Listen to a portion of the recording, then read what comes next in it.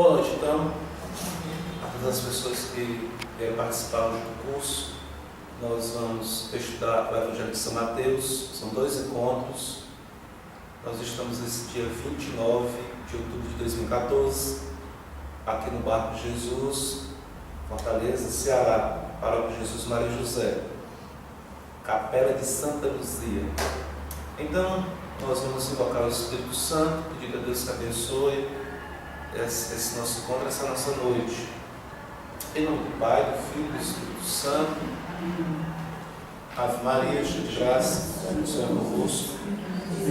Vós entre as mulheres, bendita é o fruto do vosso ventre, Jesus. Santa Maria, Mãe de Deus, rogai por nós, pecadores, agora e na hora de nossa morte. Amém. Então, nós estamos iniciando o nosso curso sobre o Evangelho de São Mateus, nesse ano de 2014. Mas nos outros anos, nós já estivemos estudando o Evangelho de São Marcos, estudamos o Evangelho em 2012. Em 2013, nós fizemos um estudo sobre o Evangelho de São Lucas. As pessoas que estão nos acompanhando através da internet podem acessar o Marcos Vídeos, o nosso endereço dentro do YouTube, e procurar esses cursos que já foram ministrados, porque nós já fizemos essa reflexão que muito provavelmente o Evangelho de São Mateus pegou o esqueleto, a base do Evangelho de São Marcos, para poder desenvolver a apresentação do ministério de Nosso Senhor. Então nós temos essa felicidade de começar a refletir o Evangelho de São Mateus. Nós não estamos querendo fazer assim uma apresentação muito técnica. Nós queremos ver alguns elementos que são importantes para a evangelização e também importantes para a pastoral, para a nossa vida cristã, e ter algumas iluminações. Nós compreendemos que na parte da missão específica, das indas e vindas, muitas coisas estão prestigiadas lá no Evangelho de São Marcos. Bem, estamos aqui com o Evangelho de São Mateus, que é um evangelho muito belo, muito maravilhoso, e que inicia o Novo Testamento. São Mateus, ele era um dos discípulos do Senhor, ele era um dos apóstolos. Isso aqui é muito importante porque nós temos que Lucas não foi um discípulo de fato de Nosso Senhor, dos apóstolos, nem o Marcos. O Marcos provavelmente teve contato com o ministério do Senhor, de acompanhar mais de perto, através de São Pedro. Lucas é um discípulo ligado a São Paulo, não teve assim, viu Nosso Senhor com os olhos. E nós temos São João, que diz que São João, o Evangelho de São João é um evangelho que foi escrito por João e também para a comunidade dos seus discípulos. Então nós estamos aqui num evangelho muito importante, que é o Evangelho de Mateus, também chamado Levi, e que tinha como vocação ser cobrador de impostos. Era uma vocação, era um trabalho, uma profissão que era muito detestada pelo povo judeu, porque cobrador de imposto era aquele que recebia os impostos da população para repassar para as autoridades romanas, para o domínio romano. Era considerado uma espécie de braço do domínio romano. Então, assim, no primeiro momento, era uma vocação que era detestada pelo povo. E é muito estranho que Nosso Senhor vá chamar para segui-lo uma pessoa que era detestada pelo povo, pelo seu serviço ao Império Romano. Você vê assim, nós percebemos assim, já de início, que o Cristo teve uma visão para além do preconceito. Nosso Senhor viu, além daquela situação de domínio na qual Mateus estava envolvido, ele viu muita coisa além, percebeu que ele poderia ser um grande discípulo seu. Então nós temos assim, de uma forma muito rápida no Evangelho, Nosso Senhor chegando no momento que ele está na coletoria de impostos e diz: vem, segue-me. E ele, de uma forma muito espontânea, assim, se levanta, deixa tudo e segue Nosso Senhor. É claro que isso é uma coisa muito resumida sobre a vocação de uma pessoa. Ninguém vai seguir uma outra pessoa assim, a toque de caixa, de qualquer maneira. Muito provavelmente Mateus já tinha algumas informações sobre Nosso Senhor, de como Ele vivia, do que Ele pregava, como Ele era, as suspeitas ou as possibilidades que Ele seria o Messias, tantas interrogações que se levantavam sobre mas era tudo muito no período inicial. Então, ele, de alguma maneira, ele se sentiu atraído a tal ponto, como diz o texto, de deixar tudo que tinha para seguir Nosso Senhor. Eu acho fantástico a vocação de Mateus, o chamado de Mateus, porque já compartilhei uma outra vez na comunidade que eu sinto que o meu chamado foi muito em cima daquele Evangelho de Mateus. Quando eu li o texto, o Senhor dizendo, segue-me, e o texto diz simplesmente que Mateus deixou tudo e seguiu, então assim, aquele convite que Cristo fez para o Mateus, eu senti também que isso estava fazendo para mim, e na verdade, aquele convite não é só para Mateus, é para todos os seus discípulos, é para cada um de nós. Nosso Senhor, naquele chamado que Ele faz para Mateus, Ele está chamando a cada um de nós para segui-lo, e cada um vai respondendo da maneira que, da sua sabedoria, da sua relação com Deus, acho que é mais adequado. Mas para mim aquilo ali foi muito maravilhoso, porque eu, sem entender nada de teologia, de ter estudado, eu simplesmente entendi o quê? Quando eu li aquilo ali e fiquei marcado, é que Nosso Senhor me chamava para ser um apóstolo. Então, se Nosso Senhor chamou Mateus para ser um apóstolo, Ele estava me chamando para ser um apóstolo, e eu comecei a pensar muito sobre isso na minha vida, e tenho pensado muito, o que é que significa ser um apóstolo?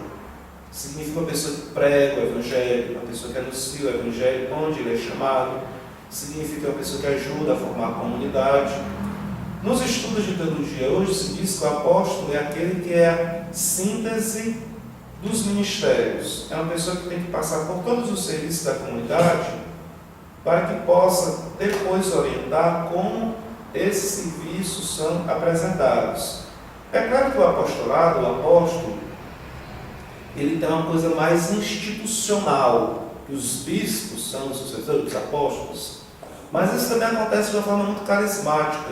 Eu me lembro muito bem que quando eu estava fazendo missões no interior aqui do Ceará, no meio do mato mesmo, eu estava confessando uns camponeses, eu achei aquilo ali muito impressionante, que a gente se depara com muita realidade bonita. Essa é uma das lindas lembranças que eu tenho das minhas missões pelo interior do estado. Eu estava fazendo evangelização no Maciço de Baturité, na região de Aratuba.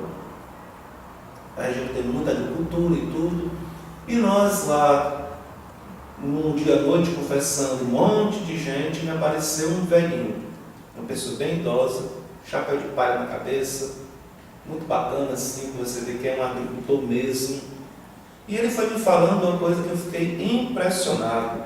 Ele disse: padre, é o seguinte, eu sou casado, tenho meus filhos, os meus netos, e a minha vida foi o seguinte: eu ia morar numa aldeia onde não tinha, primeiro, Eucaristia, onde não tinha batismo, não tinha nada de igreja. Eu ia para essa comunidade com a minha família, organizava a pastoral de batismo, organizava a catequese, organizava um momento de celebração e organizava a vida da comunidade. Quando essa comunidade já estava, vamos dizer, bem estruturada, eu me mudava com a minha família toda para outra aldeia. E a minha vida inteira foi assim. O que é que o senhor acha, pai? Eu fiquei impressionado.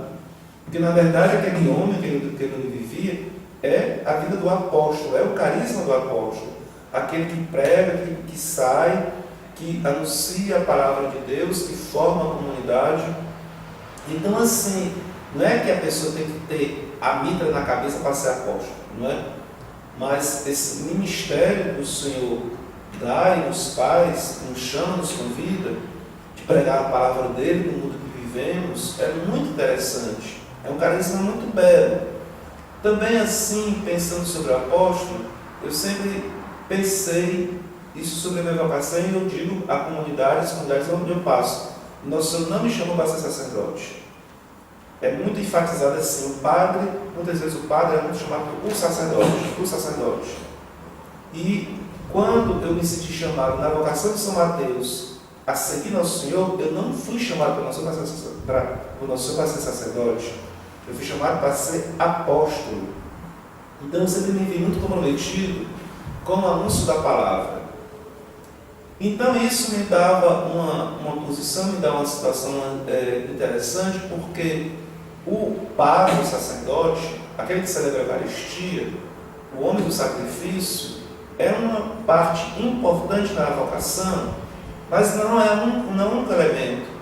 A gente tem a parte do sacrifício para oferecer, a Eucaristia, que é uma coisa maravilhosa, o sacerdócio se torna uma coisa, vamos dizer, muito especial dentro do apostolado. Você poder consagrar o pão no corpo do Senhor, Deus dá esse poder, tantas coisas maravilhosas desse ministério que nos liga intimamente ao Cristo, mas inclusive a imposição das mãos que o padre recebe é uma imposição das mãos que vem de geração em geração. Diz que aquela imposição das mãos se reporta à primeira imposição das mãos do Senhor na ceia do Senhor.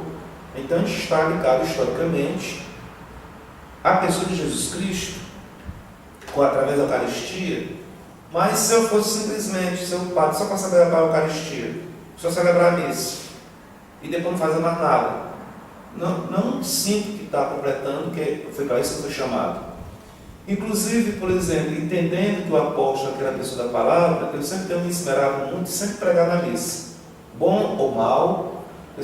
É difícil uma pessoa participar de uma missa comigo que eu não pregue, é muito raro, é muito difícil. Pode acontecer por diversos motivos, a gente pode estar muito exausto, cansado, mas raras vezes. Eu me lembro que uma vez, numa época eu estava morando na Itália, ia fazer missões nas comunidades, o pessoal dizia que o padre não precisava pregar, era só celebrar a missa, pronto, acabou, não precisava negócio de falar. Eu disse, não, eu não celebro missa sem a reflexão do Evangelho, porque isso faz parte da minha missão de pregar o Evangelho. Não tem sentido eu ficar simplesmente fazendo a coisa do sacrifício sem fazer o convite à vivência da palavra. Então isso é uma coisa muito específica, básica, vamos dizer, dentro da celebração, mas o ministério extrapola a celebração e o serviço. Se eu não fosse, por exemplo, pensar a dimensão do apostolado, eu não necessariamente estava pensando em fazer um curso como esse, mas eu não estou celebrando missa, estou refletindo a palavra de Deus, que faz parte também do apostolado. Então, assim, Nosso Senhor também chamou os discípulos não para ser sacerdotes, havia sacerdotes no tempo. Então o grupo dos apóstolos era um grupo diferenciado, não era o mesmo grupo para fazer a mesma coisa que já tinha naquela época, que era ficar dentro do templo. Os apóstolos se Nosso Senhor para um lado e para o outro, não necessariamente no templo, apesar de Nosso Senhor ir nas sinagogas pregar, porque a gente tem que ele foi na sinagoga de Cafarnaum, foi na sinagoga de Nazaré, ele ia nas sinagogas, nos templos pregar, pregou na evangelização de João. Nós temos diversas pregações do Senhor no templo de Jerusalém. Então, mas os discípulos iam acompanhando Cristo por onde ele ia, né, no meio da multidão, o sermão da montanha, lá na montanha, no local, pregando lá para o povo, para acolher o Evangelho. Então, o grupo de Nosso Senhor era um grupo não especificamente que era de sacerdotes. Eu entendo que depois da caminhada da igreja, houve uma tendência de transformar o apóstolo, o ministério do padre, do presbítero, é uma coisa meramente específica ali, dentro do cuidado ao altar, mas é uma coisa mais ampla. Tanto assim que isso gera umas dificuldades quando o pessoal vai falar sobre os ministérios hoje. Tem gente que diz assim, Nosso Senhor era um leigo, ele não era sacerdote. Então as palavras do Senhor, então o sacerdote hoje, como no caso seria eu, a pessoa, as críticas do Senhor, diretamente as críticas a mim como sacerdote. Então é muito estranho que eu tenha sido chamado por Nosso Senhor para segui-lo e depois eu seja identificado com um grupo das palavras que o Senhor tinha feito certas ponderações. Tem alguma coisa estranha aí? Primeiro que Nosso Senhor não era leigo. Esse negócio de nos situar de forma muito barata Jesus Cristo como leigo, isso é uma leitura que se aplica posterior a uma situação do Senhor que não se localiza. Esse negócio de clero, de leigo, foi um desenvolvimento que teve na igreja posterior, depois dos séculos iniciais, que o leigo lá, o povo, era aquele povo em geral, e o clero era aquele que era retirado do povo para poder exercer aquele ministério. Mas não tinha isso, Nosso Senhor. Nosso Senhor era um consagrado a Deus, não é? Ele não tinha esse negócio de leigo e padre e sacerdote. Tinha sacerdote, mas é outra perspectiva. Então você querer localizar essa contraposição agora, Nosso Senhor sendo um leigo, porque o leigo hoje, o que é um leigo? Essa palavra é muito inadequada, dizem muito que é inadequada para registrar o ministério dos cristãos, porque leigo seria uma pessoa que não está dentro da coisa, que está por fora, que está apática, ou que não está bem ligada. Hoje leigo não é isso, a pessoa leiga ela tem muitas informações, acompanha bem a vida da igreja, da sociedade, não pode se dizer isso, tem muitos especialistas leigos, mas o leigo normalmente ele se casa, a vocação dele pode ter um leigo consagrado, mas ele se casa com uma família. Então assim, são critérios difíceis de ser aplicados de tempos posteriores ao tempo de Nosso Senhor. Porque a pessoa diz assim, você é um sacerdote. Eu digo, eu não me vejo como sacerdote, minha querida. Eu me vejo como um discípulo do Senhor, como um apóstolo que o Senhor chamou para pregar o seu evangelho.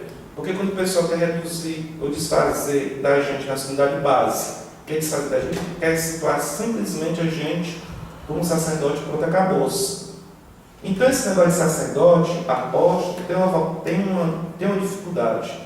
Mas então o Senhor chamou aqui Mateus para ser esse apóstolo, e o apóstolo era aquele grupo bem próximo ao Nosso Senhor, porque Nosso Senhor tinha outros discípulos, tinha uns 72 discípulos que era dito, e outras pessoas que seguiam também o Cristo, não estava vindo aqui em 72, mas nós temos então que esse grupo foi um grupo que acompanhou o Cristo mais de perto, e dentro desse grupo havia mais ainda outros que acompanhavam mais de perto, como era Pedro, Tiago e João, em algumas situações de milagres que aconteceram, como a cura, não é?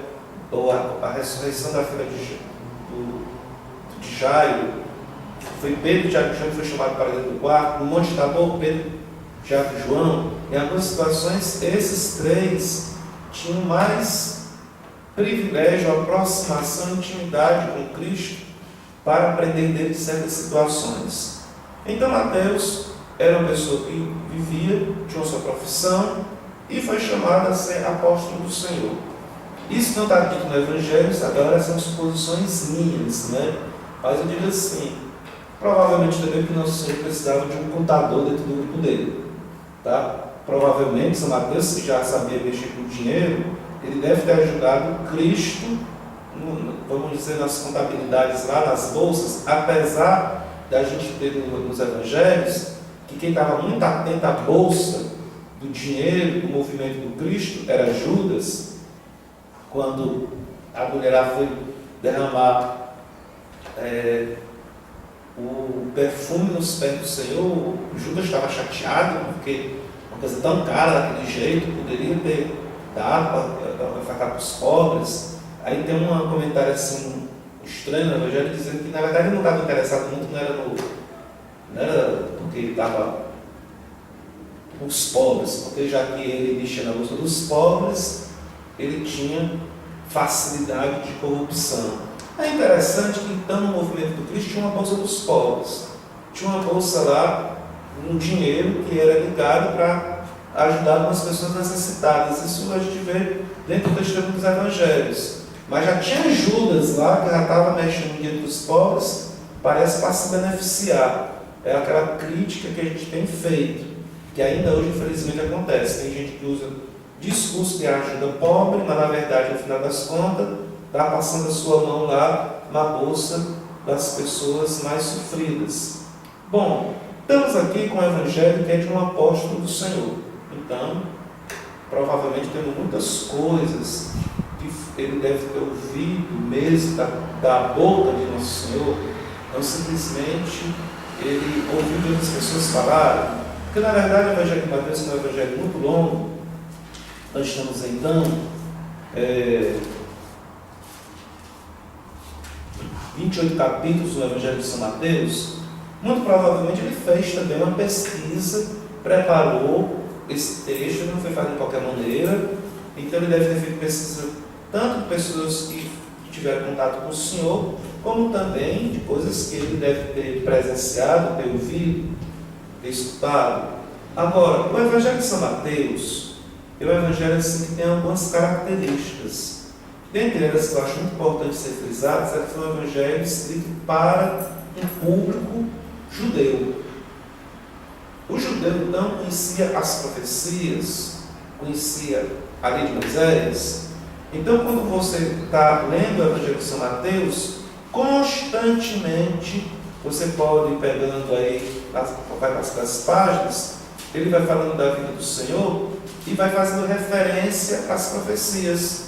Tá? Se nós vamos pegar aqui, logo capítulo 1 do Evangelho de São Mateus, tem essa genealogia aí. Quem vai entender essa genealogia é quem era judeu, conhecer a sua história. Mas logo no capítulo 1, no 23, faz uma citação de uma profecia antiga de Isaías: eis que a virgem conceberá e dará à luz um filho, e chamarão com o nome de Emanuel. Então ele está todo o tempo querendo dizer para os judeus que este homem aqui, esse Jesus, é aquele que as profecias tinham anunciado. E será o homem que as profecias tinham anunciado? Ele é o Messias.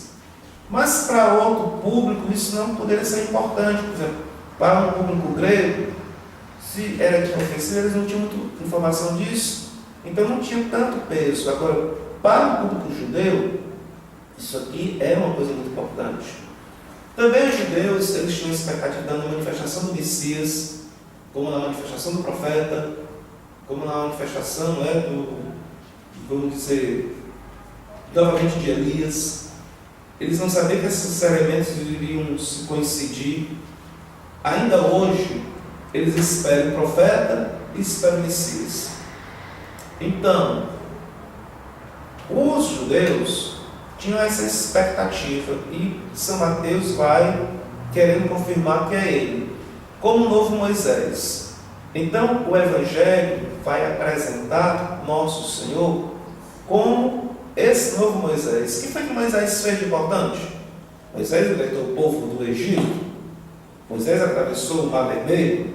Moisés deu o pão, o maná para o povo comer. Então existiam coisas muito específicas. Deu a lei, não é? Deu os 10 mandamentos para o povo.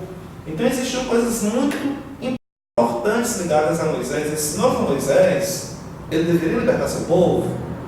Esse novo Moisés deveria dar uma lei para o seu povo. Esse novo Moisés deveria também abrir o Mar Vermelho, passar a pé enxuto nas águas, deveria dar o pão para o povo comer. Então nós temos certos sinais no Evangelho de Mateus que vão querer confirmar nosso Senhor com este novo Moisés.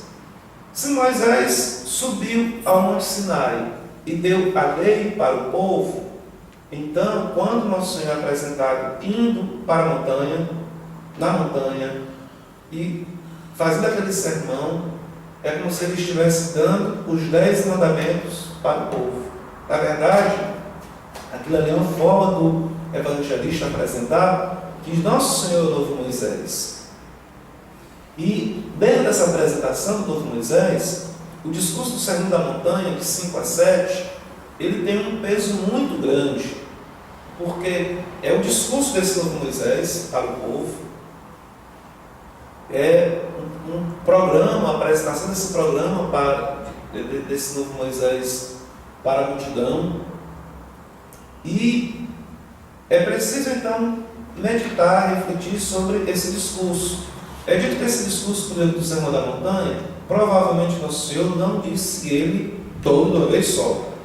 Alguns especialistas dizem, na verdade, é a junção de vários discursos do Cristo colocado ali dentro do Sermão da Montanha, como por exemplo as bem-aventuranças, que é um texto que está dentro do Sermão da Montanha, abre o Sermão da Montanha.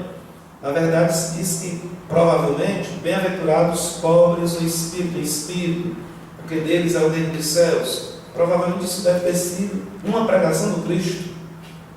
que depois o somou com bem-aventurados mansos, que era terra. Então, o evangelista ele está juntando vários discursos do mestre ali dentro daquele sermão. O belo também que nós temos no Evangelho de São Mateus é que nós temos diversos discursos, diversas pregações, diversos ensinos, diversas parábolas do Cristo, já diferente lá do Evangelho de São Marcos. No Evangelho de São Marcos nós temos pouco discurso do Senhor, nós temos mais o Senhor indo de um lado para o outro. Então nós temos diversos discursos do Cristo, e eu quero chamar a atenção para o Sermão da Montanha, que eu vou chamar aqui, vou chamar a atenção para uma bem-aventurança só. Porque não dá para você ficar querendo refletir sobre tudo. Eu quero chamar a atenção apenas para um ponto mais específico. Também o Evangelho de Mateus, nós poderíamos situar assim um pouco no tempo. Ele é dito que foi escrito mais ou menos pelo ano 70. Não é? Então, nos anos 70, nós temos a destruição de Jerusalém, o exército romano assalta Jerusalém. Então, nós temos uma situação assim, de uma profunda violência contra o povo judeu, que os cristãos estão ali também querendo se situar. Bom, dentre aqui as observações que eu coloquei, falando na primeira apresentação do Evangelho de São Mateus, é que ele é dirigido aos judeus. Ele inicia-se com a genealogia. Essa genealogia é uma coisa muito típica dos judeus. Nós temos as referências às profecias, é apresentado como o novo Moisés e diz em discursos. Então, nós temos aqui um esquema, que eu só fiz apresentar para vocês esse esquema, que tem vários esquemas, que é dividido o Evangelho de Mateus.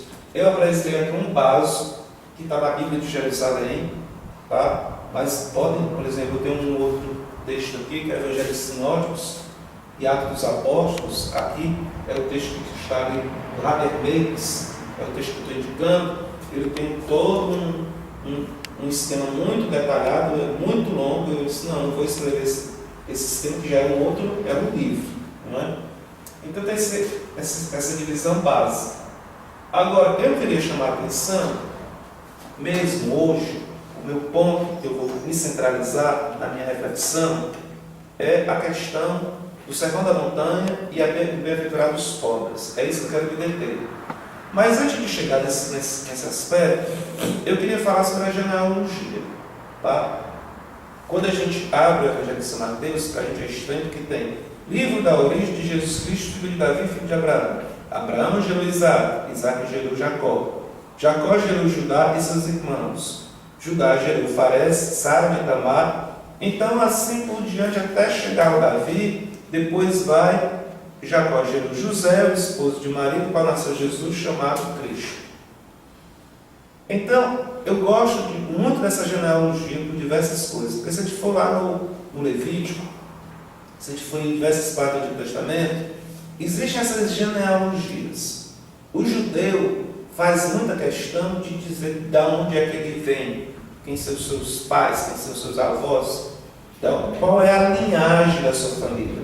Eu acho isso muito bacana, porque normalmente nós brasileiros nós não temos isso. Nós mal sabemos o nome do nosso avô e da nossa avó, do tataravô, do bisavô, e eu acho que isso é uma coisa importante que nós deveríamos ter, guardar a memória da história da família. Tá? Por exemplo, eu já fiz uma pesquisa assim, de raízes dos meus pais, chegou no meu tataravô, mas chega muito assim, de uma forma muito distante, de ter poucos detalhes. Eu soube que, por exemplo, a tataravó minha aí era uma fidalga que se apaixonou por um trabalhador da família. E ela quis casar com o cara e o pai expulsou ela da família.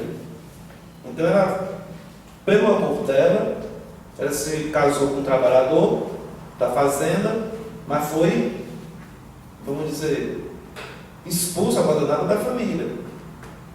Mas é um negócio assim muito, vamos dizer, vago, como essa história da minha mãe. Mas assim, nós não temos muitas vezes as raízes da nossa família. Eu acho isso bacana, a gente guardar a história da raiz da família que a gente puder e deixar o pessoal ir para frente. Por exemplo, meu pai, eu acho muito bacana que ele gosta muito de registrar a memória das coisas que vão acontecendo na família. Isso é legal porque a gente pode deixar para as outras gerações saber realmente o que aconteceu, o que não aconteceu. Provavelmente na minha família, o único que gosta desse tipo de coisa mais concreta é meu pai. Ele escreveu livros sobre o sogro dele, sobre a sogra. É muito bacana isso. Então, a memória da família. Outra coisa que a gente vê sobre a memória da família, nós vemos as raízes. Nós temos aqui as nossas raízes. Quais são as nossas raízes? A minha raiz, então, eu sou do Piauí, Parnaíba, num lugar do estado pobre e sofrido, lascado, perdido pelo povo do Piauí. É um dos estados mais pobres do meu país. Mas eu tenho minha raiz que vem daí, e meu povo é um povo que eu acho, quando eu vou para Parnaíba, que eu me sento com meus familiares, eu disse, meu Deus, esse é meu povo realmente. A maneira de falar, a maneira de observar, as brincadeiras, se fala isso, que coisa estranha. É a minha terra mesmo, é a minha raiz. Então, assim, a gente precisa valorizar as raízes que a gente tem, mesmo que a gente venha de um lugar muito pobre. Tem gente que, porque veio de um lugar sofrido, quer cortar suas raízes, só quer se ver como gente importante, isso e aquilo. Então, nós temos nossas raízes, nós temos nossa história, nós somos do Nordeste, estamos inseridos aqui numa região que é marcada pela seca, pela discriminação, mas somos um povo resistente, não é? Talvez às vezes não tão inteligente para certas votações, mas não é? A gente tem muita riqueza dentro do Nordeste. Nós temos um Antônio Conselheiro de Canudos, para citar, nós temos um Padre Cícero, nós temos figuras muito ricas, não é? Dentro da história do nosso povo. Então, assim, a gente precisa valorizar as nossas raízes, não é? Negra, indígena, branca, de outros povos que vão surgindo por aí. A gente tem que valorizar as nossas raízes. Tudo isso eu vejo dentro da genealogia. Mas tem algo muito bacana que eu vejo na genealogia, que está muito ligado ao Magnificat do Evangelho de São Lucas. No Evangelho de São Lucas diz que a misericórdia de Deus se estende de geração em geração. Se a gente olha aqui, é geração de geração. De geração em geração, Deus vai fazendo a sua história se realizar até o ponto que o Messias se manifesta. Se a gente for ver no meio dessa história, tem pecado. Tem um pecado aqui de Davi, com Betsabé, não é? Que pegou a mulher do general dele, que era Urias. Está aqui na história aqui. Davi gerou Salomão daquela que foi mulher Urias. Tá? Foi a história do general que ele deu um jeito de morrer para ficar com a mulher dele. Ela tinha cometido adultério. Então, como é que na história de adultério? Porque a gente podia esperar que na genealogia de Jesus Cristo só tivesse gente santa, gente bonitinha, maravilhosa. Na genealogia de Nosso Senhor tem pecado, tem coisa feia no meio. Para dizer que Deus, nessa história na história da humanidade, nas coisas boas, nas coisas difíceis, Deus vai fazendo o seu plano acontecer, não é?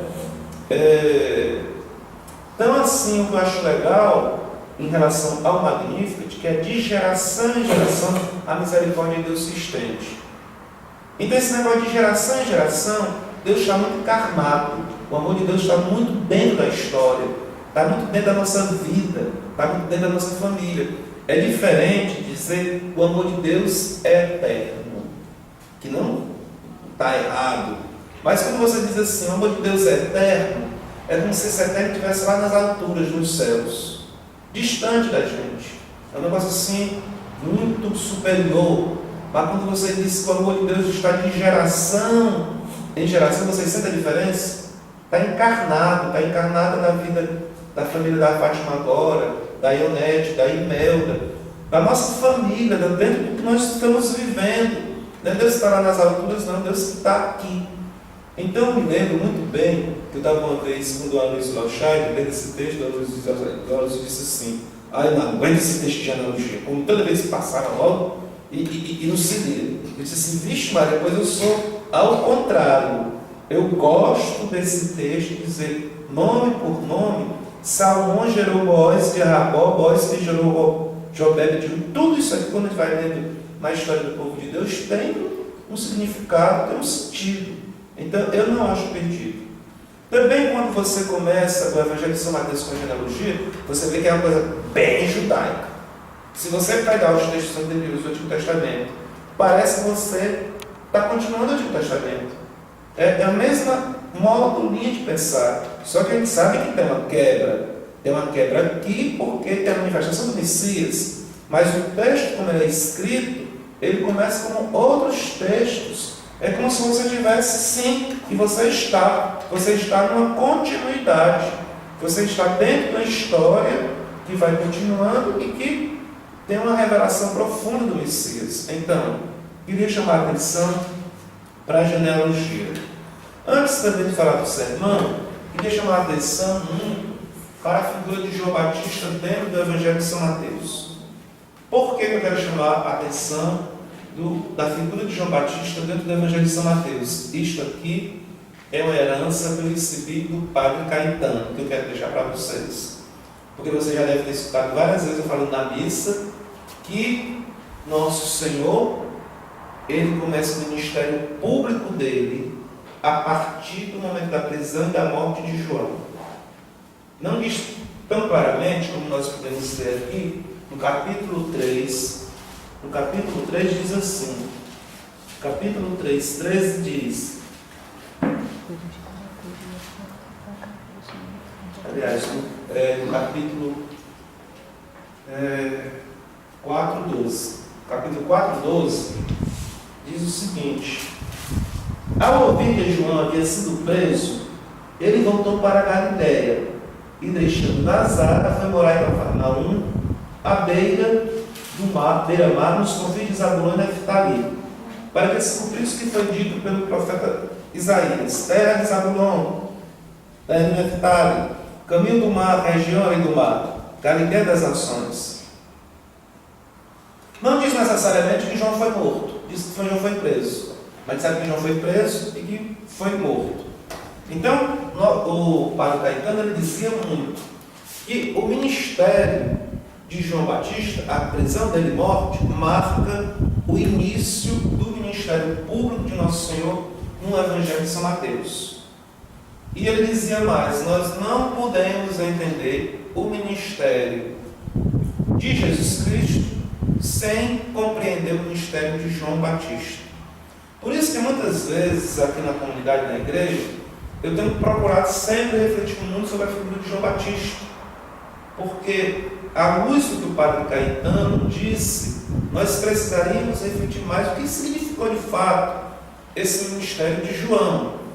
Então, fica a dica também para quem está ouvindo a gente. A gente precisaria meditar, refletir mais esse ministério de João Batista para poder acolher de uma forma melhor esse ministério de Nosso Senhor. Aqui no ministério de João, no Evangelho de São Mateus, tem na pregação de João Batista que ele se apresenta com a voz que grita no deserto. Essa voz que grita no deserto, no texto do profeta Isaías, não estava dito que a voz que grita no deserto seria um personagem. João Batista, na sua leitura, na sua interpretação, na sua intimidade com Deus, se viu aquela voz no deserto. E ele se apresenta como essa voz que prepara o caminho do Senhor. Eu acho isso muito maravilhoso. Essa percepção da vocação que João Batista tem da vocação dele. Ele descobre naquelas páginas: eu sou essa voz, né? Eu sou essa voz no deserto. Aqui, gente, tem tanta coisa que a gente poderia viajar, né? Porque ser cristão é ser essa voz no deserto. Muitas vezes a gente está falando, parece que ninguém está ouvindo. Parece que a gente está falando de fé, pensa para nem para a fé. A gente está falando dos valores da nossa fé, às vezes os próprios católicos estão nem aí. É isso, deixa isso para lá. Tanto faz quanto fez, né? Uma coisa é a fé, outra coisa é a política, outra coisa é a vida das nações. Isso não interfere, não diz nada. Você fala sobre a gravidade do aborto, tá isso aí, isso para lá, isso faz quanto fez. A política é outro assunto. Então, assim, às vezes nós falamos de coisas do Evangelho que parece que nós estamos falando O que é um deserto? Um lugar que não tem vida. Para expressar um lugar que não tem vida. Então você está falando para a areia, para o vento, que as pessoas não estão querendo ouvir. Mas João Batista, ele se sentia se gritando assim com um negócio que parece que não tinha futuro. Mas na profecia de Isaías também tem as profecias de Isaías que diz que o deserto vai florir. Isso aqui também é maravilhoso. Eu só gosto que grita no deserto. Mas Deus também vai fazer o deserto florir. E essa palavra que é pronunciada, que é proclamada de Deus, tem a capacidade de transformar o deserto num jardim. Tem a capacidade de transformar uma realidade que você acha que não tem futuro em uma realidade completamente nova. Então, João Batista, eu acho ele incrível nessa questão. Eu me lembro muitas vezes, muito bem quando era diácono, eu estava fazendo uma missão na comunidade, estava falando lá sobre justiça. O ministro da Eucaristia chegou para mim e disse assim: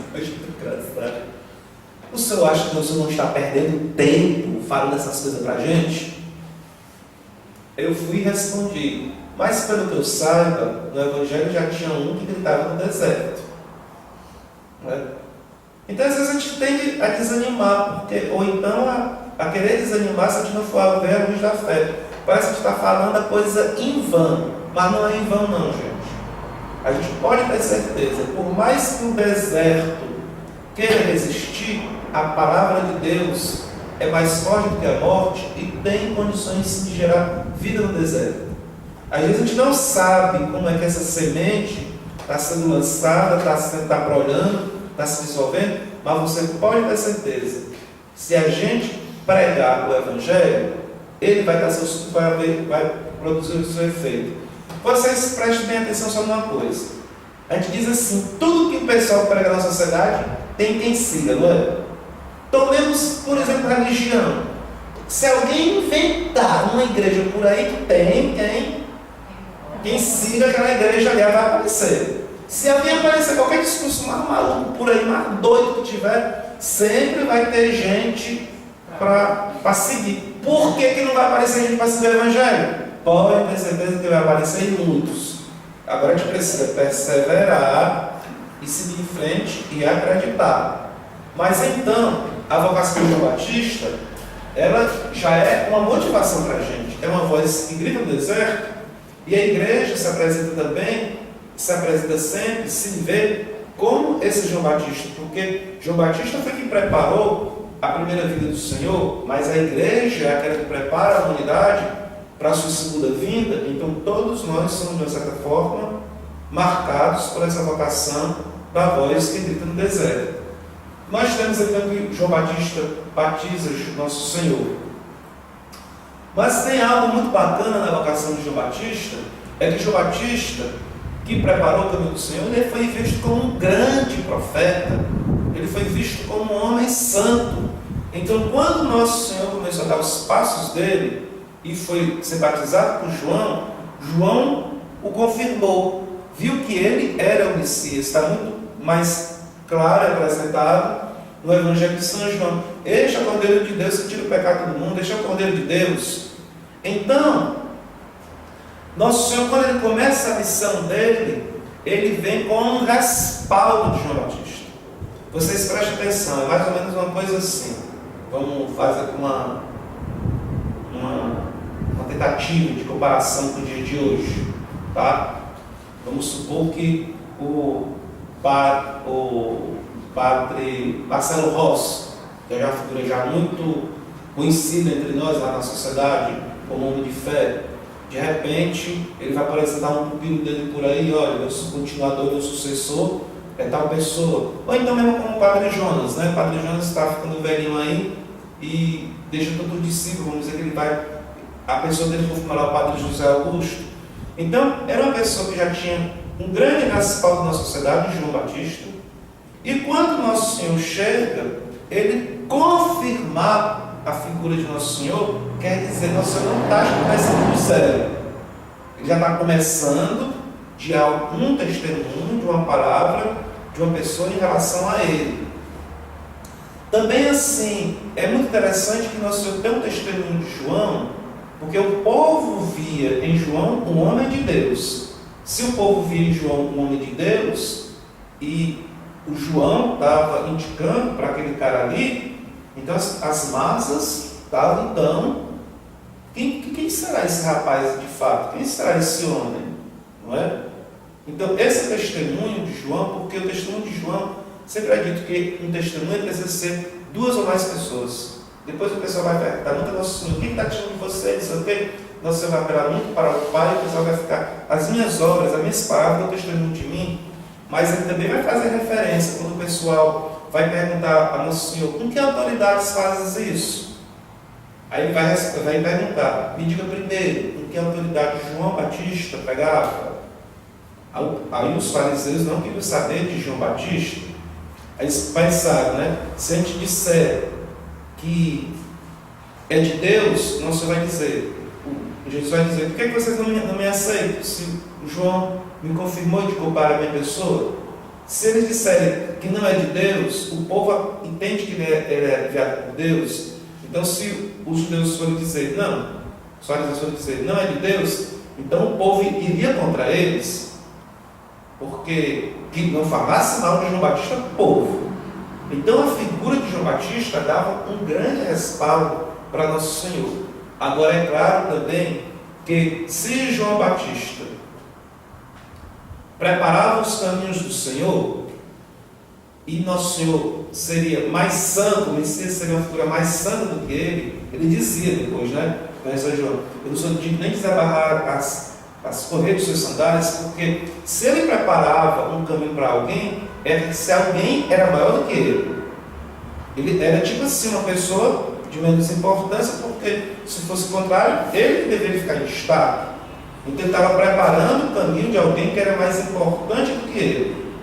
Então, se João Batista estava preparando esse caminho de uma pessoa mais importante, é que essa pessoa mais importante também, à luz da fé, era uma figura mais santa, era uma figura de mais intimidade com Deus. E João Batista era considerado uma pessoa muito penitente. Nas nossas palavras de hoje, ele seria o quê? Uma figura radical. Ora, se João Batista era uma figura radical, aquele que ele preparava era mais radical ainda. Só que essa radicalidade, às vezes, de Nosso Senhor, as pessoas não entendiam essa radicalidade, não querem essa radicalidade do Senhor. Mas o certo é que se essa radicalidade de João o levou à morte, à prisão, com certeza esse era o caminho daquele que ele estava anunciando. Se o mais pecadorzinho, o mais simples, acabou na prisão da conversa dele, aquela conversa que ia ser mais radical ainda, ia ter um desenlace também que não seria tão simples. Isto aqui, essa prisão de João, já se coloca tanto como início de motivação do Senhor para a missão, como também é algo profético. Mas nós poderíamos pensar tantas coisas sobre essa prisão de João, tantas coisas. É como eu estou dizendo para vocês, o Padre Caetano ele deu a dica. Nós não podemos entender a missão do Mestre sem compreender a missão de João. Então, a partir dessa dica do Padre Caetano, eu sempre fico pensando, meditando, o que é que significa, o que é que não significa. Mas, por exemplo, o Evangelho de Mateus está dizendo que com a prisão de João, Nosso Senhor começou a sua missão. Uma coisa estranha, né? Porque a prisão de João é uma coisa negativa, é uma coisa desagradável. Se uma pessoa nossa é presa, que a gente quer bem, se a gente ama, a gente fica maltratado. Se uma pessoa do nosso grupo aqui fosse perseguida para a prisão ser boa, como é que a gente ficaria? A gente poderia ficar então o quê? Abalado. Né? Então aquele negócio ali poderia ter abalado Nosso Senhor, mas a gente pensando no grupo assim mais próximo, vamos pensar aqui entre nós, se a pessoa da gente fosse ser presa. Quando a pessoa da gente é presa, quem a gente deseja que algum familiar da gente seja preso? Ou justo ou injustamente, ninguém quer. Então a gente fica abalado, mas a gente pode ficar abalado e pode ter diversas respostas desse abalo, né? Na vida, as coisas que nos abalam, pode fazer diversas reações na gente. A gente pode desanimar, A gente pode, não, isso aqui não tem mais jeito, isso aqui acabou, esse negócio aqui pronto. Aqui é o fim, não tem mais. Então Nosso Senhor poderia pegar aquela situação de sofrimento e dizer o quê? Não, aqui fechou. Mas não, Nosso Senhor ele viu alguma coisa que em vez de botar ele para baixo, fez foi impulsionar para frente. Isso aqui eu acho fantástico. Então, às vezes, certos abalos que a gente pode passar, em vez de ser uma coisa que bote a gente para baixo, dependendo como a gente veja, pode motivar, impulsionar para que a gente vá para frente. Às vezes, nas eleições por aí da vida, a gente fica abalado. Será que era isso mesmo que era o melhor? A política como está, será que é isso mesmo que era o melhor? A gente tem que ficar assim abalado, né? Quanto a gente está vendo dessas eleições, a gente escutando pessoas dizendo que está desanimada, em Brasil, isso, aquilo, mas em vez de se abalar e ficar agora, não, eu vou embora do país, vou fazer isso, vou fazer aquilo, né? Está aquilo na minha cabeça, né? A gente pode ver a situação e se motivar a ir para frente. Eu quero falar isso porque é estranho, né? É estranho que nosso Senhor tenha dado um passo para frente na missão dele, numa situação de muita complicação. Também a gente poderia ver de tantas outras formas e perspectivas. A gente poderia pensar o quê? Não, nosso Senhor viu que aquilo que estava acontecendo, João Batista fez o que tinha que fazer, fez a parte dele. Agora cabia a ele fazer a parte dele. Então também isso pode ser dado. Às vezes nós temos problemas na vida e dificuldades e até mortes, mas não, a pessoa ali fez a sua parte, agora cabe a mim fazer a minha. E muitas vezes o que talvez não aconteça é que diante das tragédias, das dificuldades, a gente não queira fazer a nossa parte. A gente acha que não, a minha parte não tem nada a ver, a minha parte é insignificante, a minha parte é isso, a minha parte é aquilo, a minha parte não vai mudar em nada. Mas sim, essa missão aqui do Senhor, que começa com a prisão de João, está dizendo para a gente que a gente tem que ser empurrado para frente. Outra coisa que nós poderíamos tirar também desse início da missão do Senhor em relação a João Batista. Quem sabe, né, gente, que se a gente for realmente mais radical no Evangelho, alguém, ou um, ou vários, acabam sendo de nós presos. Por que os apóstolos eram presos? Por que nós foi preso? Por que nós não poderíamos passar uma situação de ser preso?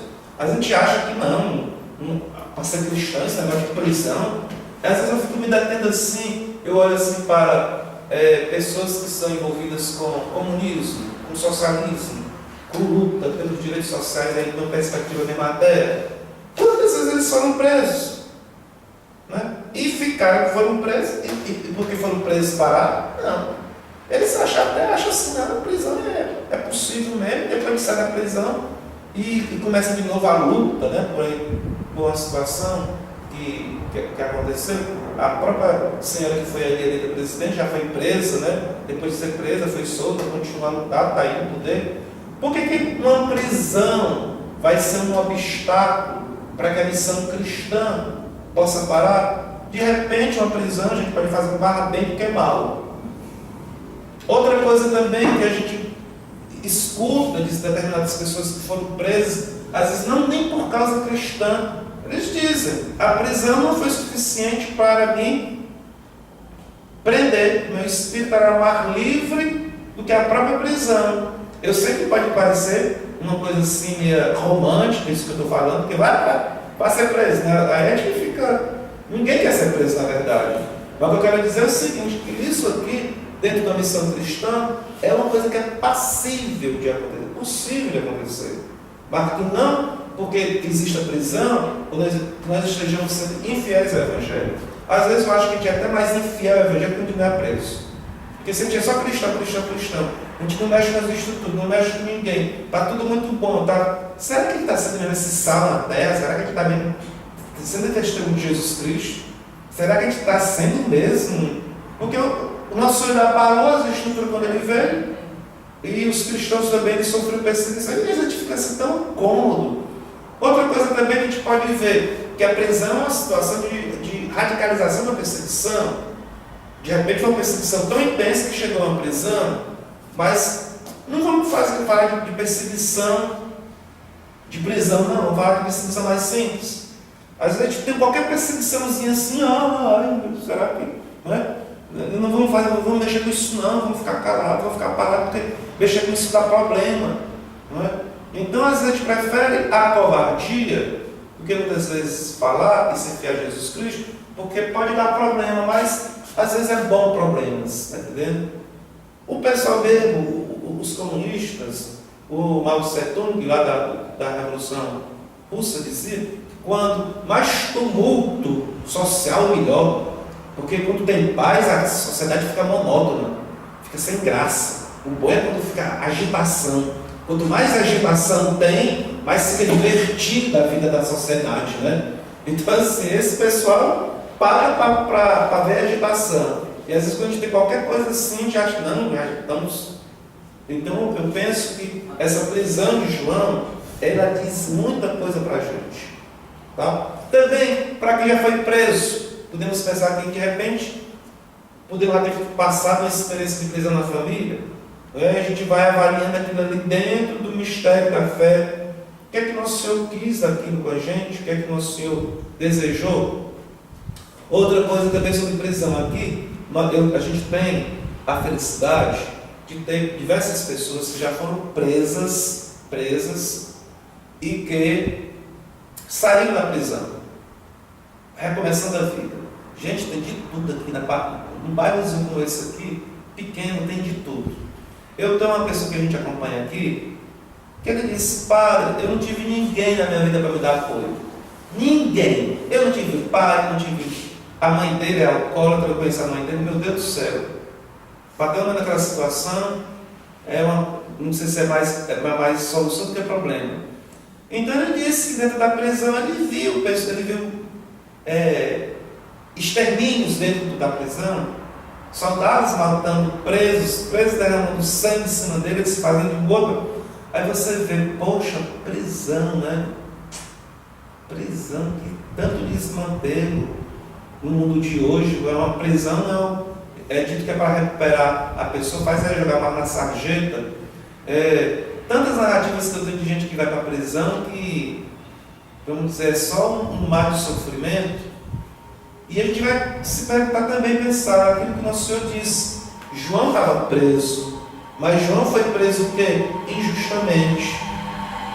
Mas também não é porque uma pessoa foi presa justamente que ela tem que ser tratada como um verme, sei lá, como um bicho, porque uma coisa que eu percebi muito quando eu acompanhava mais a cadeia, que as pessoas pensam nunca assim, uma pessoa vai ser presa. A sociedade é muito mal informada sobre esse negócio de presa. As pessoas pensam que a pessoa vai ficar presa, vai ficar eternamente presa, não é? Mas dentro de 2 anos há muita mudança da prisão. Dentro de 3 anos há muita mudança. Dentro de 2 anos, 3 anos, 4 anos, 5 anos, tem muita gente que entra da prisão e que sai da prisão.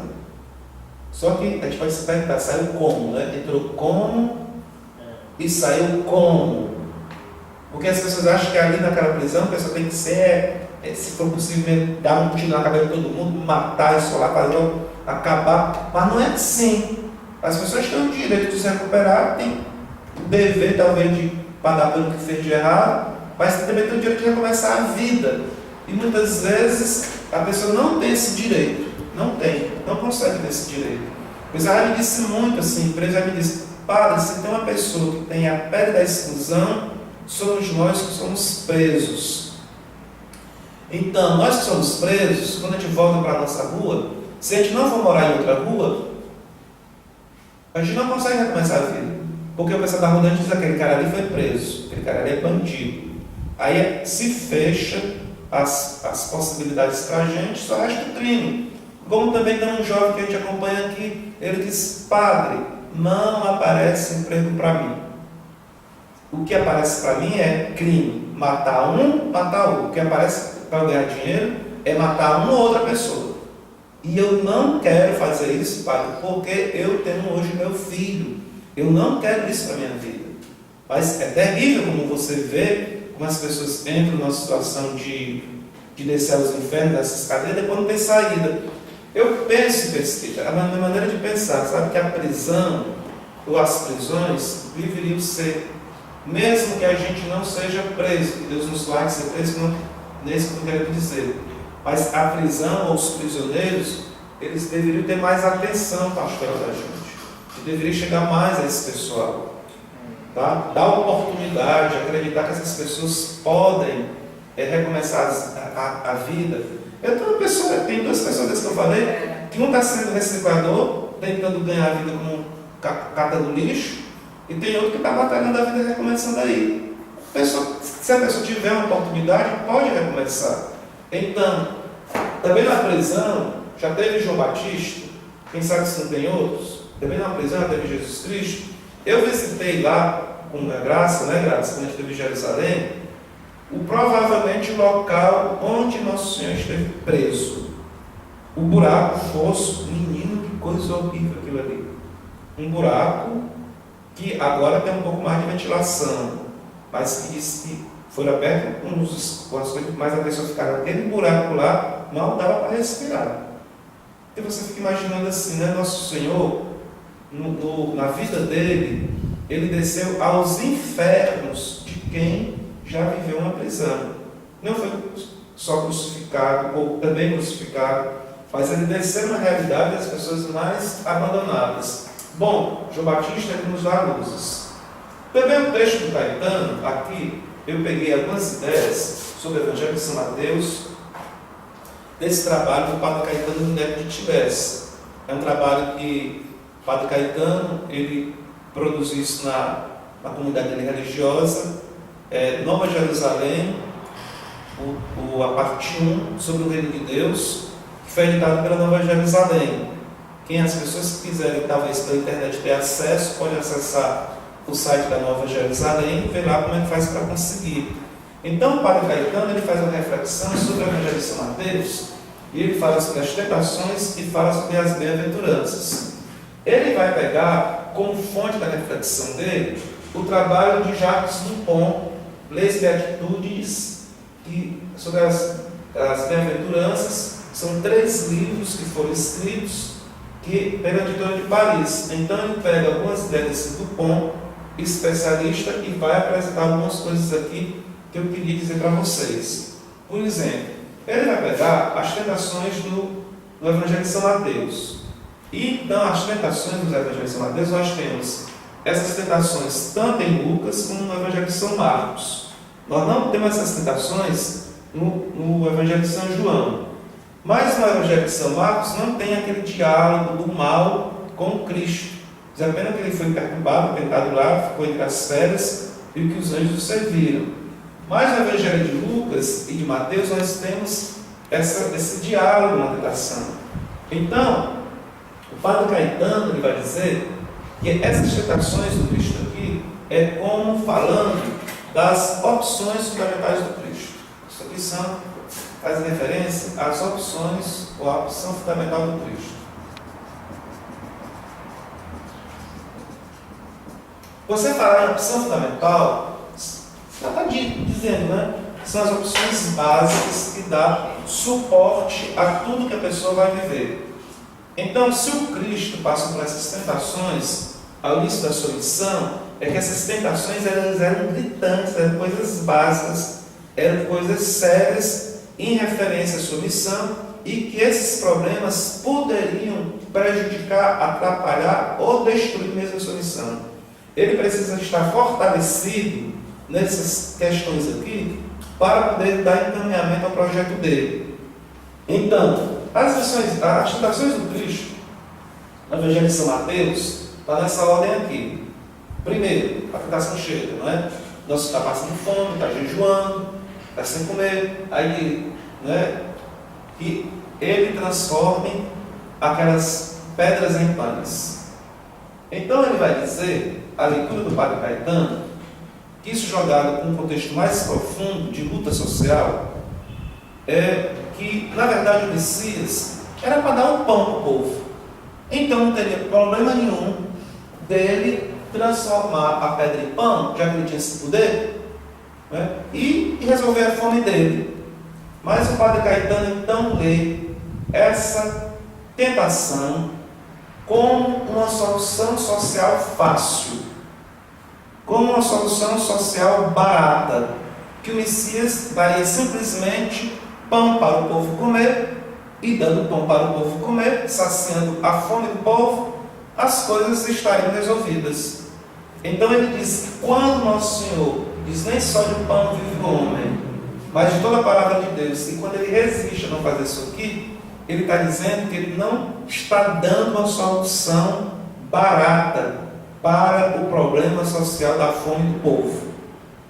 Aqui a gente poderia pensar e repensar várias coisas. Por exemplo, é muito interessante que Nosso Senhor, no Evangelho de São João, quando ele faz a multiplicação do pão, né, ele dá o pão lá para o povo. Eu sou o pão da vida, quem comer do meu corpo, da minha carne, beber do meu sangue, viverá eternamente. Ele faz um verdadeiro discurso.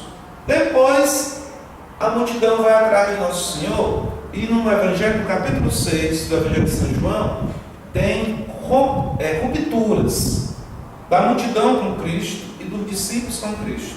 A multidão vai atrás de Nosso Senhor. Nosso Senhor, vocês vêm atrás de mim porque ficaram saciados, não porque viram o sinal.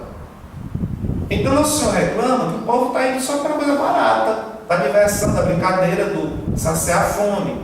Mas eles não estão vendo que por trás daquele sinal tem um convite à conversão. O sinal sempre é um chamado à conversão, a uma mudança de vida, a indicação do reino. Então, o povo não está vendo que ele é o Messias, não está entendendo de fato o que ele está fazendo. O pessoal está indo pelo superficial, mas não está indo pelo profundo. E sem entender a motivação profunda daquela multiplicação dos pães, a coisa não se resolve. Então, Nosso Senhor rompe, né, com a multidão. É muito interessante também porque, olha, ele multiplicou o pão para a multidão veio atrás dele. Então ele devia estar dizendo: que coisa maravilhosa, eu fiz um milagre, o pessoal agora está atrás de mim, então o milagre deu. Funcionou, a coisa lá que eu fiz está dando resultado. Mas ele não gostou, não. Ele fez o milagre, o povo comeu, bebeu, foi atrás dele, e no final ele se aborreceu. Olha que coisa doida. Nosso Senhor estava esperando da multidão algo mais, algo que não fosse daquele superficial. Nosso Senhor estava exigindo da massa, do povo, algo mais. E o povo estava querendo ficar só no pão para comer, estava querendo ficar só no Bolsa Família, né? Às vezes o povo é chamado à vida a dar um passo a mais. Inclusive, eu vou voltar aqui a Mao Tse Tung, que é um crápula, né? Mas ele criticava lá o povo dele chinês. O meu povo quer ficar acomodado. Meu povo tem que ser essa acomodação. Às vezes também, eu vou passar uma coisa muito radical, não, uma letra assim, muito de um lado para outro, mas Bolsa Família pode ser uma coisa de acomodação, pode ser uma coisa muito perigosa, não é? Ficar só numa vida superficial e uma coisa mais profunda. Então nós exigimos uma coisa mais profunda, uma resposta mais séria. Então o povo se afasta porque está achando que ele está demais. Depois os discípulos vão atrás dele, vocês pensam que Nosso Senhor diz a cabeça dos discípulos, não é? Ele também dá uma dura nos discípulos e tem uma parte que vai embora. E ele vira, passa no Pedro, vai para o grupo dos apóstolos, e vocês também não vão atrás dele, não? Aí São Pedro vai e diz: Senhor, a quem iremos? Só tu tens palavra de vida eterna. Então é interessante que Nosso Senhor não fica só alisando a massa, não. Ele faz os milagres dele, mas ele quer uma coisa mais profunda. Então eu sempre me pergunto sobre esse negócio de instituição de cesta básica. A gente na igreja, a gente faz essas campanhas de Natal Sem Fome, recolhe alimento, passa para as pessoas, mas a gente estava numa situação aqui na igreja que o pessoal fazia fila depois do dia 13, né? Mas aquele pessoal depois não aparecia para nada, só vai para pegar cesta básica. Será que de fato o trabalho da igreja é fazer um assistencialismo que não leva a nada? Que não leva a nada? Tudo bem, as pessoas saciam a fome, tem gente que está passando fome e tem que ter coisa para comer. Mas será que o negócio é ficar distribuindo comida e o pessoal depois não tem compromisso com nada? Ficar só de ficar exigindo aquilo ali? Às vezes é uma coisa muito superficial. A solução, talvez, para a fome, para o problema da nossa comunidade, da nossa sociedade, quem está sem ter o que comer, deve ser uma forma muito mais profunda do que simplesmente distribuir comida para comer. Por que a gente não resolve o problema da educação, o problema do trabalho, o problema da fé, de Deus? Tem muita coisa para mexer. Eu me lembro muito, isso parece muito, sabe com o que, gente? Simplesmente com esmola. Eu dou um exemplo muito bacana, que a gente estava no curso de filosofia, estávamos numa sala de aula. Aí chegou uma pessoa pedindo esmola na porta da sala, que isso tem pessoas que têm essa prática, né? Aí chegou lá na sala, fez o pedido de esmola, todo mundo foi, juntou uns centavos e deu lá para a pessoa. Rapaz, eu me lembro que uma amiga nossa se levantou, fez um discurso lá sobre esse negócio, mas eu vi que tinha razão. Ela foi perguntar: por que vocês deram a esmola? Diga. Foi horrível ela. Me diga por que vocês deram a esmola. Porque vocês quiseram ajudar a mulher ou porque vocês queriam se livrar dela? Vocês queriam ajudar a mulher ou resolver o problema da consciência de vocês e se livrar dela? Pronto, acabou-se. Então, às vezes é muito fácil tirar a cesta básica. Não vou dizer que é tão fácil assim, mas que às vezes a solução é muito simplesmente a solução fácil. E que a gente precisaria talvez ir mais profundo na coisa. Exigiria mais da comunidade, exigiria da sociedade. E também, não só de pão vive o homem, está muito bem dito o que nosso Senhor diz.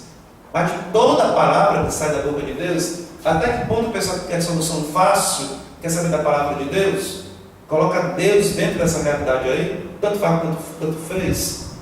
Então, primeira tentação, o Padre Caetano, ele faz referência a uma solução fácil da vida do projeto do Messias. Se nosso Senhor fosse então fazer uma proposta fácil para o povo, o Padre Caetano vai dizer: o povo acolheria, o povo aceitaria. Vamos dar comida para o pessoal comer, vamos depois deixar as coisas como estão, e fica por isso mesmo, não é? Vamos fazer o discurso que o pessoal quer ouvir e vamos depois continuar a vida. Por exemplo, me permita, voltando para o meio da política, eu sinceramente fico pensando assim, sabe, mas onde é que nós chegamos mesmo?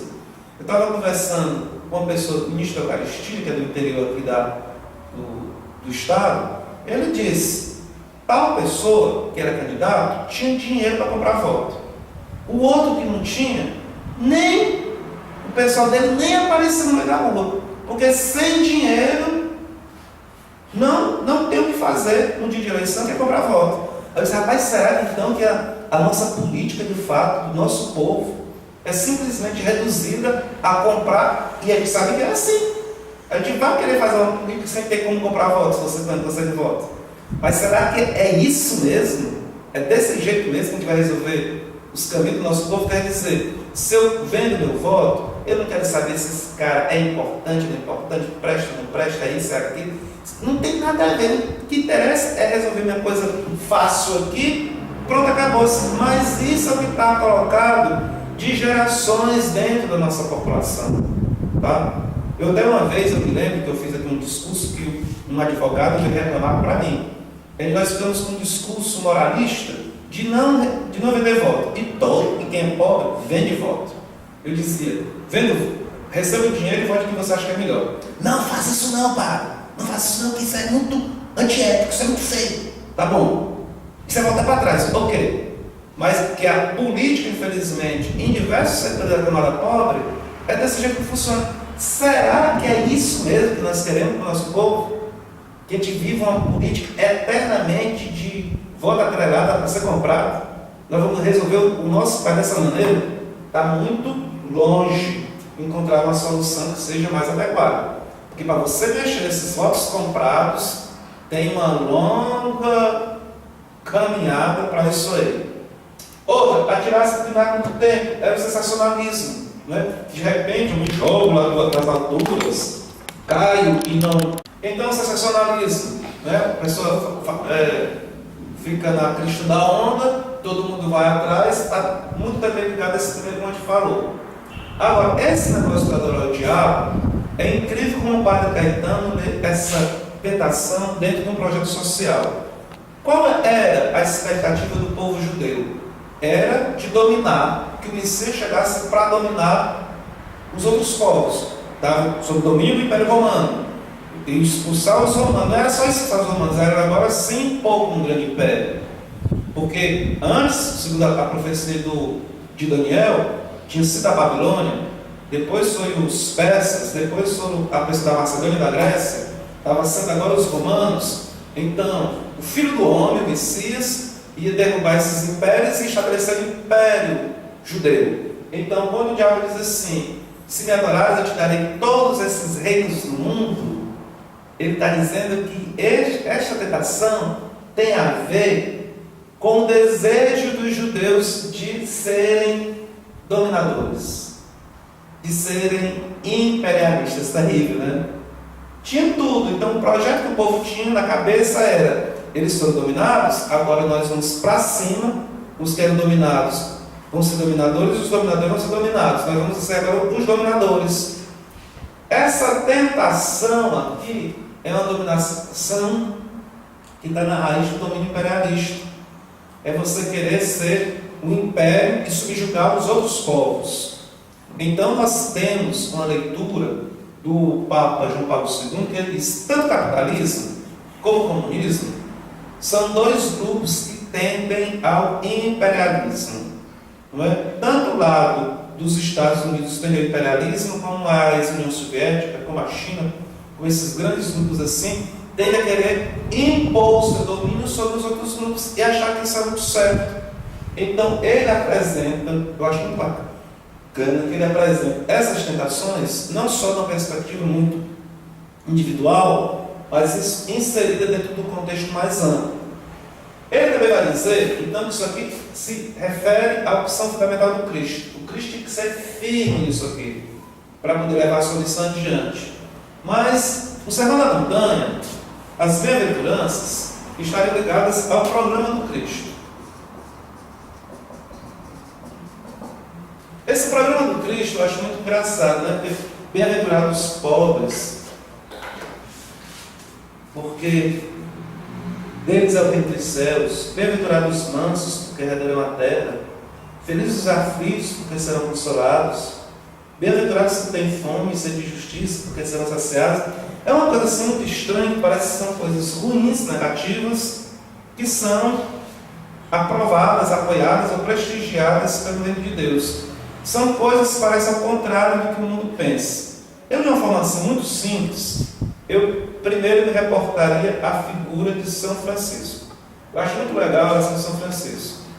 Ele diz, na oração, onde haja trevas, que eu leve a luz; onde houver ódio, que eu leve o amor; onde houver ofensa, que eu leve o perdão. Então, São Francisco, ele apresenta umas bem-aventuranças sempre em antagonismo com coisas que não são lá muito boas. Então, Nosso Senhor aqui também, ele apresenta antagonismo de coisas que parecem que não são muito boas, mas que o reino dos céus vai ser interessante. Mas essa perspectiva das bem-aventuranças são coisas que o mundo não valoriza, mas que de repente tem uma importância muito grande. Então nós temos aqui as bem-aventuranças que abrem o Sermão da Montanha, esse discurso do Messias. Eu queria me deter apenas em uma bem-aventurança. Felizes os pobres, aqui a tradução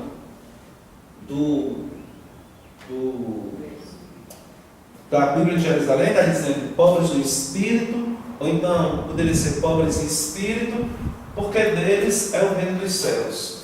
Essa palavra, eu queria então fazer uma pequena reflexão e dar luz em relação às outras. O Padre Caetano vai dizer que as bem-aventuranças, elas só têm sentido explicadas em referência ao que ele diz no texto do Mateus 19. Porque ele vai falar dos eunucos. Quem eram os eunucos? Os eunucos, aqueles homens castrados, não é? Que ficavam no harém. Os reis tinham no harém um monte de mulher, Não é? Já pensou o rei botar um soldado no meio de um monte de mulheres? O que é que o soldado fazia? Pegava as mulheres todas. Para evitar que o soldado pegasse as mulheres do rei, castrava os soldados. Então eram os eunucos. Os eunucos cuidavam do harém lá do rei. Mas você vai dizer, existem eunucos que foram feitos pela natureza, quer dizer, que já nasceram assim. Tem eunucos que foram feitos pelos homens e tem eunucos que foram feitos por causa do reino de Deus.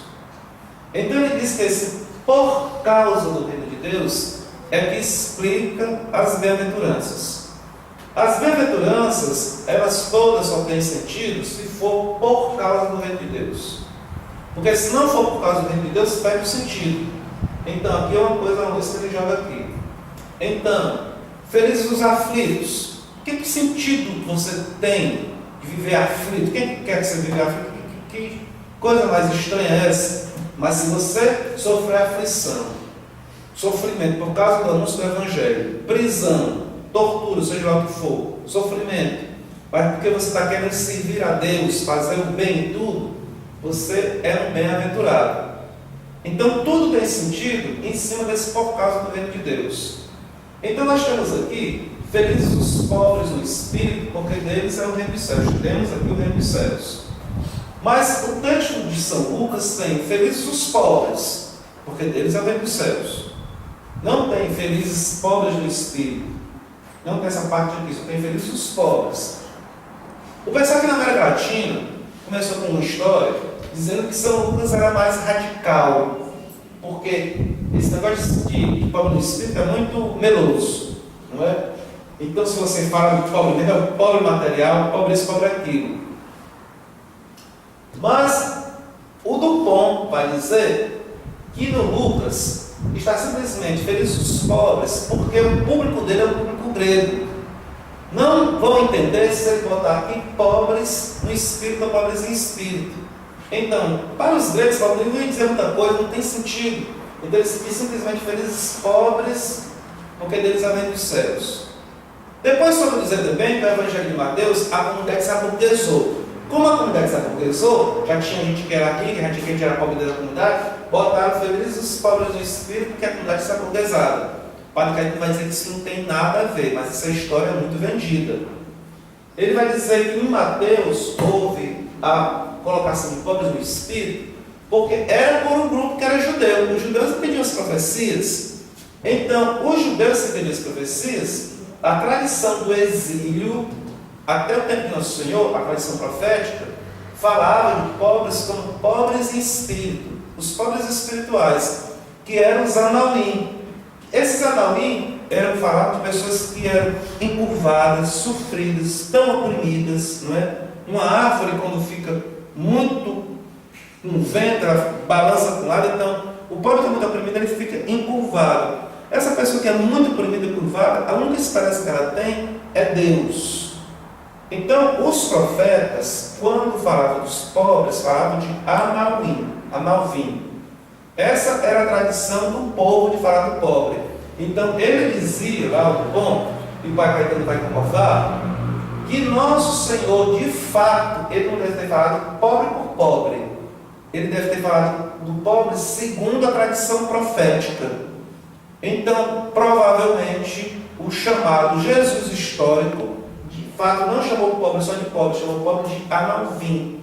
Então, o pobre para o Senhor, de fato, era aquele pobre espiritual. A gente pode pensar aqui diversas coisas sobre o que seria esse pobre em espírito, não é? Porque o pobre intencionalmente é aquele que tem toda a esperança mesmo voltada para o Senhor. Mas esse anauim, então, tem toda a esperança voltada para o Senhor, é Deus que é a sua última solução, a sua última esperança, a sua última carta. Mas nós poderíamos pensar também como um pobre espiritual, aquele que está desapegado das coisas materiais, não é? Aquele que está desapegado. Você pode então ser uma pessoa que possa então ter bens, que ser desapegado espiritualmente, e você também pode ser pobre materialmente, e não ser pobre em espírito, você poder ser rico. Então, a pessoa que se coloca nessa esperança de Deus. Nós temos no Evangelho de São Lucas um negócio muito legal, que é a parábola do samaritano, que a gente já viu isso também quando estamos em São Lucas. Na parábola do samaritano, o bom samaritano está caminhando, os outros não quiseram ajudar aquele cara que estava caído no chão, ele vai, socorre aquele cara, leva com a hospedaria, paga, bota no animal dele, paga, e diz que quando voltar terminar vai pagar o resto. Então, ali naquele texto de São Lucas, nós temos dois tipos de pobre, ou de pessoas. Um que sofreu violência, uma pessoa que está jogada à margem da sociedade, numa situação mesmo material, física, e o outro que tem dinheiro, mas que tem dinheiro que ajuda o outro, que ajuda o irmão. Então aqui nós não temos necessariamente uma condenação pelos pobres do espírito de uma pessoa que tivesse algum bem. Tanto assim que o nosso Senhor, Ele não exclui do seu grupo pessoas que têm bens. Nós temos isso claramente no texto de Lucas sobre as mulheres. Susana, mulher de Cus, alto funcionário de Herodes, tinham pessoas que tinham bens que ajudavam Cristo. Porque o problema então desse feliz dos pobres de espírito não é tanto se você tem ou não tem, é como você usa dos bens que você tem, né? E também a serviço do outro. Porque deles é o reino dos céus, quer dizer, essa maneira de você viver vai inserir você dentro dos céus. Esse reino de Deus não seria só o reino de Deus que acontece aqui, mas o reino de Deus que se projeta mesmo nos céus. Seria o fim dos tempos.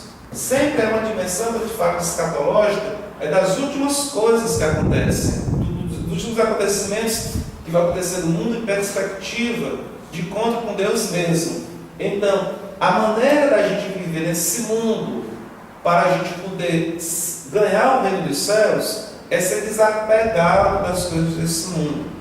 Não significa, então, condenação específica da riqueza. Outra coisa que a gente vê aqui é que Nosso Senhor fala dos pobres. Isso aqui eu acho uma coisa muito importante olhar para essa questão aqui. Nosso Senhor fala dos pobres. Mas Nosso Senhor, o fato de a gente falar dos pobres, não significa que seja a forma que Nosso Senhor fala dos pobres. Por exemplo, tem muita gente hoje que fala dos pobres. Uma vez eu estive trabalhando numa área muito pobre aqui em Fortaleza, que é chamada Cristo Redentor, o antigo Pirambu, que era uma região que dizia que era um campo de concentração para as pessoas que eram flageladas da seca e que vinham para a cidade. Eles ficavam isoladas lá no famoso Pirambu. Então era um lugar de muita pobreza e as pessoas foram construindo lá a sua vida a partir de uma história de muito sofrimento. Quando eu cheguei lá naquela região, que era uma região muito marcada pela pobreza na nossa cidade, eu fiquei impressionado com aquele bairro, porque tinha muita atividade de igreja lá dentro, e tem um movimento histórico da igreja lá dentro, mas também tem uma história de movimento social, tem outras igrejas também, mas rapaz, lá tinha os comunistas, tinha os trotskistas, tinha os leninistas, tinha os marxistas. Eu disse, meu Deus do céu, como é que você consegue aqui? Está todo mundo interessado no pobre. Está todo mundo interessado no pobre, mas o fato das pessoas estarem interessadas no pobre não significa que esteja todo mundo com o mesmo espírito do Evangelho. Tanto assim que os grupos que eram trotskistas, lá, que eram leninistas, não se davam com o grupo da igreja, que sabia que o interesse deles pelo pobre era um e o nosso interesse era diferente. Então, por exemplo, hoje na sociedade tem muita gente falando de pobre, mas qual é a inspiração? Qual é a motivação? É a motivação mesmo cristã? Porque a motivação do Evangelho em relação aos pobres não é para uma luta de classe. Não é. Para jogar o pobre contra o rico, para fazer ódio. Não é aqui a perspectiva do pobre do Evangelho, é uma perspectiva dos céus mesmo, do reino dos céus de Deus. Nós vamos, não que agora a gente vai ter que sofrer, o Evangelho também não diz isso, que a gente vai ter que sofrer, para depois alcançar o reino dos céus. Mas não tem que jogar o pobre contra o rico. Mas então, nas propostas marxistas, quando se pega o pobre, é para incentivar a luta de classe e para a implantação do socialismo e do comunismo. A perspectiva tem violência, tem ódio. Então você pega nas pastorais ditas marxistas na igreja. Tem pastorais sociais na igreja que pode estar animada pelo espírito do Evangelho, mas pode ter pastoral social fazendo confusão, simplesmente interessada nas propostas marxistas. Então tem pastorais que falam de pobre, mas às vezes o que alimenta não é a perspectiva cristã, é a perspectiva marxista de luta de classe. Então o pessoal fala de pobre, que é uma coisa horrível. Depois você vai ver o que eles estão querendo mesmo fazer com esses pobres. Claro, estão denunciando a justiça, está falando isso, mas o que está por trás são guerrilhas mesmo. É guerrilha que passou por Cuba, é guerrilha leninista, marxista, como nós temos aqui no Brasil. No Brasil nós temos pastorais sociais que estão interessadas no pobre, não na perspectiva cristã, mas meramente na perspectiva marxista. Quando você vai criticar esse tipo de proposta, é porque você é reacionário, porque você não quer saber nada de pobre, porque você não quer saber. Porque o pobre se torna, sabe o quê? Um manequim de uma vitrine para que você veja, o cara gosta de pobre, né? Então, se o cara gosta de pobre, o cara é cristão, o cara está fazendo a coisa certa. Então, não é só pelo fato de você botar pobre na vitrine do seu trabalho, encher de denúncias sobre o pobre, que você vai ver mesmo se é a perspectiva cristã ou não. Então, nós estamos profundamente marcados na Igreja do Brasil, não é? Marcados porque nós temos uma linha de marxismo dentro das pastorais que está fazendo uma confusão muito grande. Bom, aqui então, para concluir, os evangelhos, no Evangelho de São Mateus, nós temos as bem-aventuranças. Mas nós temos as bem-aventuranças, bem-aventurado, feliz aquele que faz assim. Mas também nós temos os ais. Ai de vós, escribas e fariseus, né? que agis assim e assado. Para concluir, Mateus 23. Só para vocês sentirem, são 8 ais. Nós temos que os ais são mais desenvolvidos que as bem-aventuranças. As bem-aventuranças bem rapidinho, mas os ais são. Vou só ler uns aqui. Ai de vós, escribas e fariseus hipócritas, que porqueis o mar e a terra para fazer um prosélito, mas quando conseguis conquistá-lo, vós o tornais 2 vezes mais digno da gênero do que vós. Ai de vós, condutores cegos, que dizeis, se alguém jurar pelo santuário, ai de vós, assim me fazer pagar de dízimo de hortelã, mas omitindo as coisas mais importantes da lei, a justiça e a misericórdia. Então, nosso Senhor tem um discurso assim, de alisar a cabeça, né, de beijos e abraços na bem-aventurança, mas tem uns discursozinhos também, de cascudo, nos ais. A gente só vê Nosso Senhor assim muito água com açúcar. Mas Nosso Senhor tem esses ais que são bem sérios dentro do Evangelho. Bom, gente, aqui eu tenho para vocês, nesse primeiro momento, uma primeira apresentação do Evangelho de São Mateus, tá? Querendo ver um pouco a situação do Sermão da Montanha, focalizando as bem-aventuranças. A gente é bem-aventurado por ser pobre em espírito por causa do reino dos céus. Se nós de fato nos desapegarmos, o que vale a nossa riqueza principalmente é o Evangelho, o reino dos céus. E por causa desse reino, a gente pode ganhar e perder tudo, mas para a gente importante esse reino, nós estamos nos abrindo de fato a ganhar os céus na nossa vida. Então isso é uma coisa maravilhosa, porque a gente tem essa pobreza, significa que nós estamos dispostos a superar também todas as dificuldades por causa do reino dos céus, como os profetas que eram incondicionais. A postura do profeta era aquele que não colocava condição para fazer a vontade de Deus. Então, a pessoa que é pobre em espírito, a pessoa desapegada, ela não coloca condições para fazer a Deus aquilo que Deus pede para ela.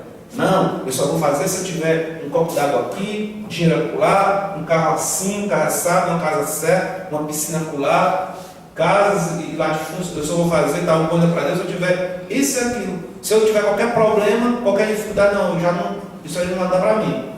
Então essa pobreza espiritual, ela fala de um abandono, de uma entrega que a gente deve ter, de uma confiança que a gente deve ter, sabendo que Deus é a nossa esperança e que Ele não haverá de nos faltar. amanhã, nessa perspectiva de ver Jesus como novo Moisés, eu quero dar uma olhada para a multiplicação dos pães e para o milagre dele acalmando a tempestade. Uma boa noite para todos, obrigados que tiveram a paciência de nos ouvir, e a gente espera que essas palavras possam animar a vocês a ter mais contato com o Evangelho de São Mateus. Deus abençoe, tudo de bom.